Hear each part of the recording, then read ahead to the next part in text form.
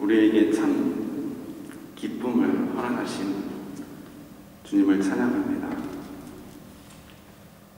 금보다도 더 사모하고 꿀보다도 더 단 주의 말씀을 이 시간 저희들이 사모합니다.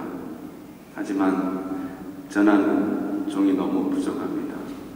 말이 어눌하고 부족한 것이 많지만 오직 성령 하나님께서 이 시간 종을 도구로만 삼아 주시옵소서. 감사하며 예수님의 이름으로 기도했습니다. 아멘. 반갑습니다.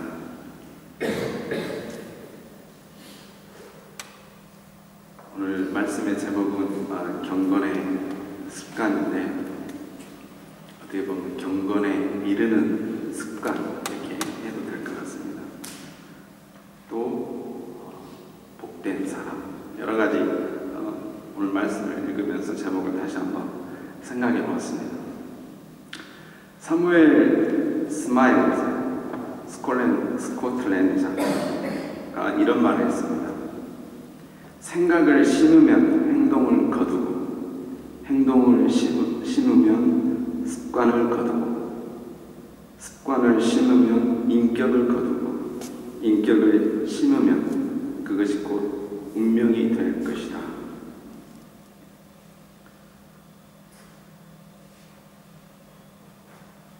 저는 이분의 말을 들으면서 생각, 행동, 습관은 아주 중요한 연관성이 있구나 라는 생각을 했습니다.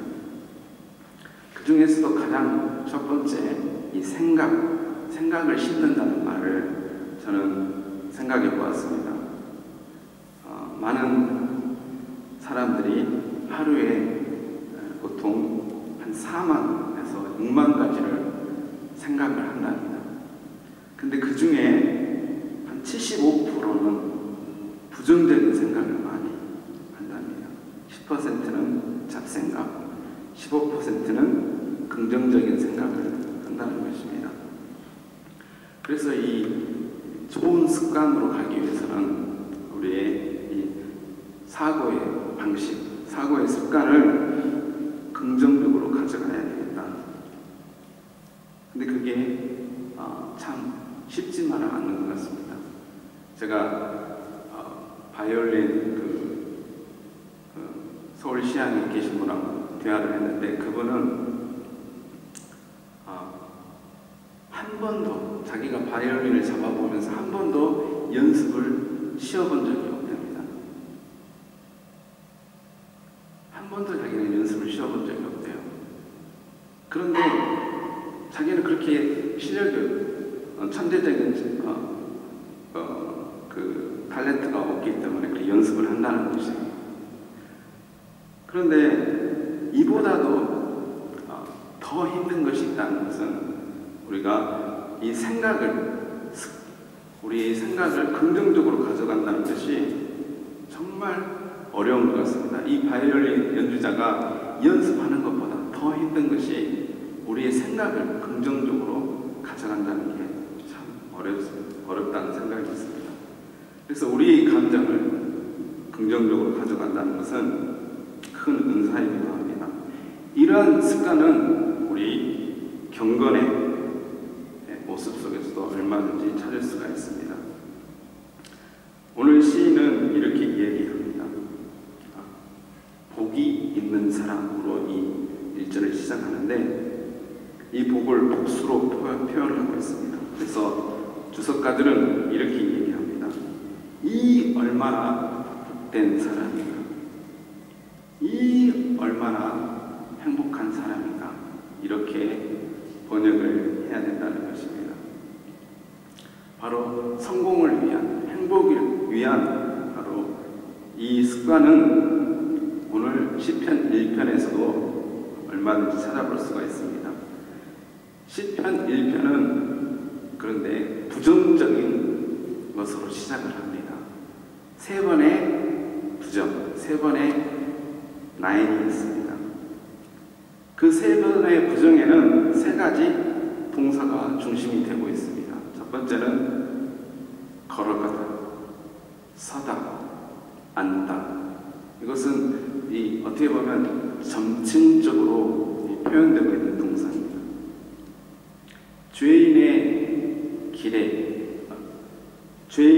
악인의 꾀를 쫓지 않고, 죄인의 길에 서지 않고, 오만한 자의 자리에 앉지 아니하고, 이 세 가지 단계. 사람이 생각을 하면 어떤 부정적인 생각을 하고 하나님 없는 생각들, 이론들을 생각하기 시작하면 그것에 사로잡히게 돼요. 사탄 마귀는 이것을 가장 잘 이용하는 것 같습니다. 우리가 잘 아는 창세기 3장, 죄가 들어오는 단계도 이렇게 들어온 것 같아요. 제일 먼저 어떻게 들어옵니까? 하와에게 얘기를 합니다. 그 생각 속에 하나님을 신뢰하는 그 하와의 마음속에 그 신뢰를 깨트리는 부정적인 얘기로 시작을 합니다. 그 부정적인 얘기는 어떻게 됩니까? 결국은 그 죄인의 길에 쓰는 자리에 이르게 하고, 결국은 어떻게 돼요? 오만한 자리에 앉게 돼요. 자기가 마치 하나님처럼 그 먹지 말란 선악과를 누구에게 주는 자리까지 갑니까? 결국은 아담에게 주는 그런 일을 어마어마합니다. 어떻게 하면 하나님을 기쁘시게 할까? 이런 생각이 아닌 부정적인 그런 생각들, 서운한 생각들, 원망들, 이런 것들은 바로 기회를 줍니다. 죄인을 길에 쓸 수 있는 기회를 주고, 또 그것을 합리화하고 의롭게 하고 자기를 인정하는 길로 죄의 길로 인도합니다. 제가 오늘 기차를 타고 가는데 어떤 두 자매가 제 앞에 앉았습니다. 이야기를 하는데 어떤 학교에 김나지움 한 고학년 10학년 되는 것 같아요. 그런데 자기 반에 있는 동료를 계속 부정적으로 이야기를 합니다. 그러면서 마지막에 내리면서 이런 얘기를 합니다. 내가 안 필요 내가 하세 이렇게 얘기합니다. 내가 모빙하고 내가 그 동료를 미워하는데 내가 거기에 주동자라는 거예요. 그래서 제가 그 말을 듣고 깜짝 놀랐습니다. 그런데 그 옆에 이야기하는 사람은 너무 재밌게 이야기를 하는 거예요. 우리 성도 안에 이런 원망이나 또 부정적인 생각, 이런 것들이 찾아오지 않도록 우리가 노력을 해야 될 것 같습니다. 하지만 우리가 너무 연약하기 때문에 저 자신부터가도 그렇게 쉽진 않아요. 그래서 어느 분이 이렇게 얘기를 했습니다. 이 참새가 내 머리 위에 올라가는 것은, 내 위에 나는 것은 어떻게 내가 막을 수가 없다. 그런데 참새가 내 머리 위에 앉아서 뭐 하는 거는, 신뢰를 행하는 거는 용납해서는 안 된다는 거죠. 그런 부정적인 생각이 들어왔을 때 우리는 어떻게 해야 돼요? 항상 기뻐하라. 쉬지 말고 기도해. 범사에 감사하라. 범사에 감사하라. 이런 일을 들으면, 이런 고난이 당할 때 우리는 뭐 해야 되는 겁니까? 기도해야 되는 겁니다. 그 말씀을 붙잡고 감사하고, 이런 일을 행하게 하시는 하나님께 무엇인가 하나님의 메시지가 있다는 사실을 우리는 기억해야 됩니다. 신자에게는 절대 우연은 없습니다. 이렇게 부정적인 세 가지 것을 피해야 된다고 얘기를 합니다. 그러면서 긍정적인 얘기를 하는데, 오늘 이제 어떻게 보면 핵심이라고 볼 수 있죠. 주 말씀을 주야로 묵상하는 자다. 아멘. 오직 강하고 극히 담대하여 나의 종 모세가 내게 명한 그 율법을 다 지켜 행하고 우로나 좌로나 치우치지 말고 그리하면 어디로 가든지 형통하리니, 이 율법책을 내 입에서 떠나지 말게 하며 주야로 그것을 묵상하여 그 안에 기록된 대로 다 지켜 행하라. 그리하면 내 길이 평탄하게 될 것이며 내가 형통하리라. 아멘.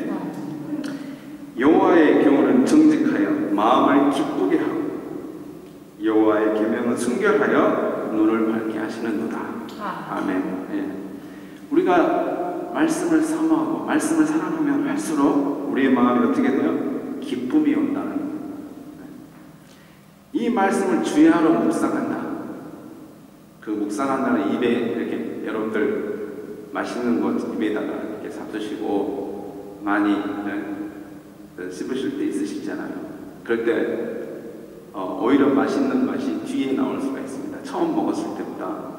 그와 같이 하나님 말씀을 또 묵상하고 또 묵상하고 또 우리가 되새기면 그 안에서 놀라운 진리를 발견한다는 거예요. 놀라운 영적인 힘을 발휘한다는 것입니다. 이렇게 하는 사람을 어떻게 비유를 했냐면 시냇가에 심기어진 나무라고 얘기를 했습니다. 이 시냇가는 복수로 쓰여져 있고 물도 복수로 표현되어 있습니다. 저는 여기에 좀 생각을 많이 해봤습니다. 하나님께서 우리를 주의 은혜로 하나님의 백성 삼아주시고 우리를 심으셨어요. 하나님의 백성으로 이 땅에 세워주시고 주님께 접붙임을 해주셨습니다.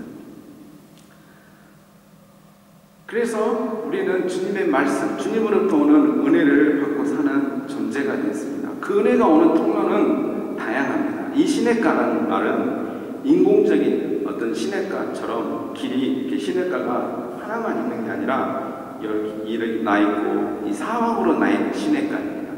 그래서 우리가 뭐 하기만 하면 돼요? 시냇가에 심겨진 나무니까 그 뿌리를 어디에 가두면 돼요? 말씀을 쫓아서 우리가 내리면 내릴수록 열매가 풍성해진다는 것입니다.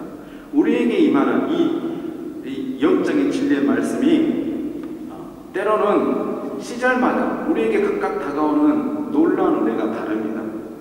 여러분들께서 젊으셨을 때 또 지금 읽으실 때 똑같은 말씀에도 그 다가오는 은혜가 다를 수 있다는 거예요.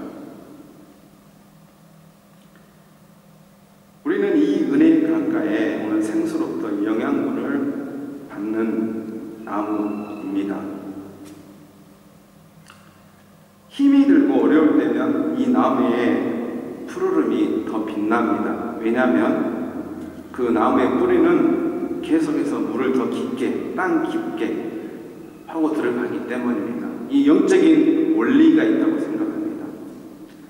힘들고 고난이 있을 때 우리의 뿌리가, 우리의 관심사가 그 사건에 초점이 있어서는 안 됩니다. 메마른 땅으로 뿌리가 올라와서는 안 됩니다. 어디로 가야 돼요? 그 시냇가에, 우리를 향해 있는 그 주변에 있는 그 은혜의 통로로 나가야 된다는 것입니다. 말씀을 가까이 하는 것이 지식의 근본이고 말씀을 가까이 하는 것이 가장 큰 행복인 것을 우리는 알아야 됩니다. 뿐만 아니라 이것을 우리는 전해야 될 책임이 있습니다. 저는 이 시냇가를 우리 영적인 우리 개인을 생각해 볼 때는 우리는 항상 이 말씀을 사모하는 존재고 이 말씀에 공급받는 존재이면서 동시에 저는 이런 생각을 해봤습니다. 우리가 바로 혹시 이 시냇가가 되지 않나? 우리가 늘 하나님의 말씀을 사모하고 우리의 입술에서, 우리의 마음에서, 우리의 삶 속에서 그 말씀을 떠나지 않고 우리가 주의 향기가 나가면 우리 자신이 그리스도의 편지이기 때문에 우리가 시냇가가 된다는 것입니다. 여러분들은 지금 그리스도의 하나님의 자녀입니다. 그런데 어디에 심겨졌냐면 중앙교회, 도르트문트 이 중앙교회라는 교회에 심겨졌습니다. 주위를 보니까 정말 시냇가가 많아요. 아멘? 주위 한번 봐보세요. 얼마나 많아요. 우리 보면 벌써 얼굴을 뵙기만 해도 저분만을 보면 내가 정말 예수 믿고 싶은 생각이 든다.